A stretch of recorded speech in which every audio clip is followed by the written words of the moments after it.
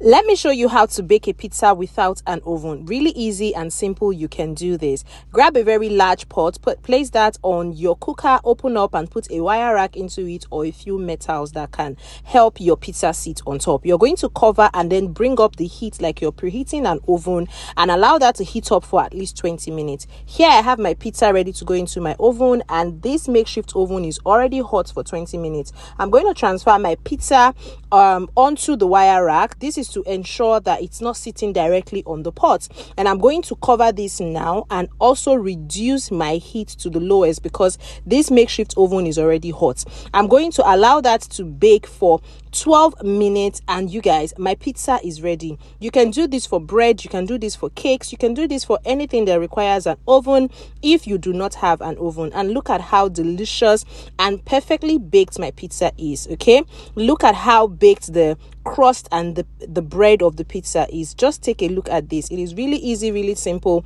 and this hack works perfectly for anything that requires an oven that you need to bake. So no more will oven stop you from baking. I hope you try this out. Let me know in the comment section and watch out for more videos. Do subscribe as well. Bye.